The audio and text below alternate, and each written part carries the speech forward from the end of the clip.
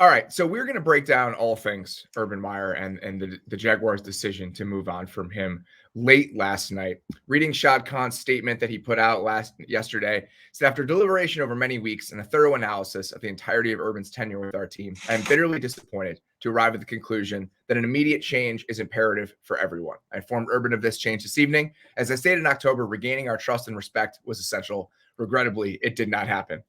Oh boy. I would say that regaining their trust and respect absolutely didn't happen.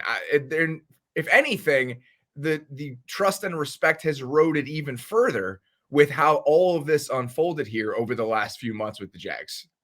I mean, what a run, really, from start to finish, to pack all of this into 11 months, to hire Chris Doyle, a disgraced, strength and conditioning coach, and then get him let go. The Tim Tebow charade, the offseason fines for violating practice rules, skipping the team flight home, the players doing 1, 2, 3 grind to break down a Wednesday practice. That was one of my personal highlights there. The video at the bar, allegedly calling his coaching staff a bunch of losers, reportedly literally kicking the kicker, Josh Lambo. I mean, these are things, I usually hate when people say you can't make this stuff up, but it definitely applies. You can't make this stuff up. You can't. I mean, it's, I thought it was going to be a pretty spectacular disaster when they hired Urban Meyer. This even exceeded my very lofty this was 11 months on the job. And I didn't even mention all the crappy stuff they did on Sundays, which we can get into. I mean, going 2-11 is like an afterthought here with all the other stuff. So yeah, what a run for Urban Meyer. Fantastic job.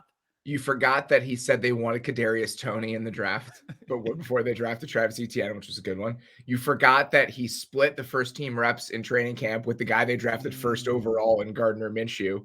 I went there. It was in early August. I want to say it was August 2nd or 3rd. It was during my Florida trip during training camp. And their practice fields are right outside. I think it's TIAA Bank Field or whatever it is in Jacksonville. I can never keep it all straight. It was unlike any other NFL training camp practice I've ever seen.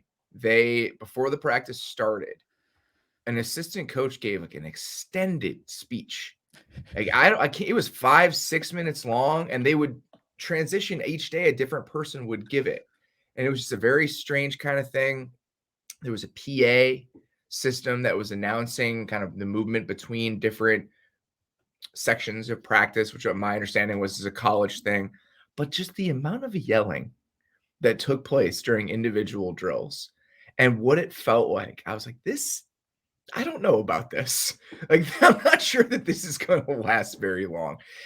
Having conversations with some of the NFL coaches that I've talked to over the years that are successful and the ones that build successful programs, and the demeanor that it takes to do that, even if you have guys who have energy, like a Sean McVay, for example, guys that have that sort of endless fire to them, there is a modicum of respect that hangs over the entire thing. Like I remember talking to like Andrew Whitworth in 2017, 2018, when the McVay era started, and you hear the way they talk about the collaborative process between players and coaches and the open dialogue between players and coaches and what it feels like.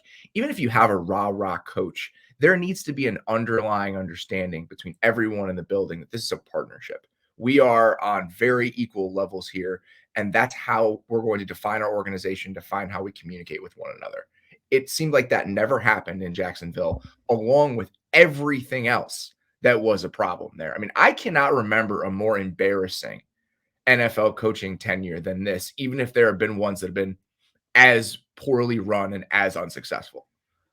Yeah, you said it well. I mean, it's about treating players like grown-ups with respect. It doesn't mean, we're not saying everything has to be soft. We've been around NFL practices where coaches are getting on players, but a lot of times there has been an understanding. There has been a respect. There has been sort of the groundwork has been laid that I'm going to do this, but hey, later, I'm going to hug you up and we're going to, I'm trying to get the most out of you. The player understands that. We know the dynamics of the player-coach relationship, but when you begin with what the list I just reeled off, before you even held an NFL practice, you've already, made misstep after misstep. And then they just continue and continue and continue. And players don't, players want to get better. If they will take different types of coaching, most of them. I mean, every player is different, but they'll take different types of coaching if they feel like the coach is getting them better and they're improving. I mean, I have found that to be true most often throughout my course of covering the league. And so with that team, no one was getting better. I mean, there was no improvement.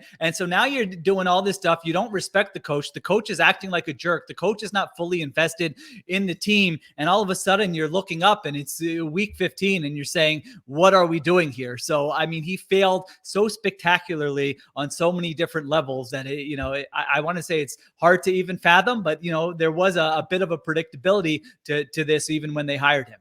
When you look at coaches who have run hard practices, who can be hard on guys, Andy Reid, Bill Belichick, Andy Reid's training camps are notorious. Yeah. You earn that. You earn the right to do that. You earn the right to have that sort of environment within your organization over time. When you stack up wins, when you show players, I can take you where you want to go. You want to be successful. You want to win games. You want to make money. Right. I can help you do that. But that's earned. You don't get to start with that. It doesn't matter how many games you won in college. It doesn't matter how many TV shows you were the co-host on in the morning with Reggie Bush and Matt Weiner. That shit doesn't matter here. It matters how many games you've won and how many skins you have on the wall in the NFL. And he had none. And to do that and to show that not only have I not proven myself in this world, but I should just demonstrated a lack of engagement from the start of this thing. For them, it's a small thing. I know it's a joke on the internet.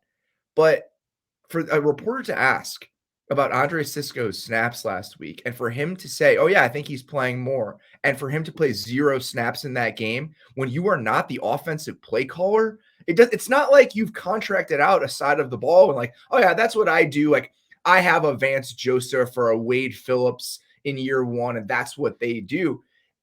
If there's no excuse, there is 0 excuse to not have every detail down to a T if that's the type of coach that you're supposed to be. If you can't do that, then what are you doing here? That was shocking. You're right. That, so many of these little things went under the radar, stuff like that. Like think about when you listen to NFL head coaches, the amount of detail that they have about what it's on. I half the time I'm thinking, how does this guy remember what happened, during the course of the game or 3 weeks ago, or man, he remembers this back-to-back play call he had at the end of the first half in week 8. And I'm asking him about it now. And he remembers exactly what happened there. It's incredible what they do. And that stuff was just week after week after week. I mean, that was with players. I remember there was a back-to-back there. I think we talked about it on the Athletic Football Show. I brought it up during the pick segment. There was a time in Seattle, they had 12 men on the field on defense. They get flagged. They go back out there. They had to call timeout. You know why? Because they had 12 men on the field again. I mean, that type of thing was happening over and over again with this team. I remember they were down by 24 points in the fourth quarter. They score a touchdown. They don't go for 2, and then they kick the onside kick. Are you trying to win the game? These are like the baseline things you have to have in check. And then it's just the relationships, like berating your coaching staff. I mean, that stuff rubs me the wrong way. Everything he did, like a lot of being an NFL head coach, we're always looking for who's the next great schemer in the X's and O's. You know what? A lot of it is just like, you have a lot to deal with. You have media, you have a coaching staff, you have the front office, you have ownership. Like you've got to be somebody who can get everyone pulling in the same direction, somebody who people want to be around. A sense of leadership is really all important. And like he failed on every single level in that respect also.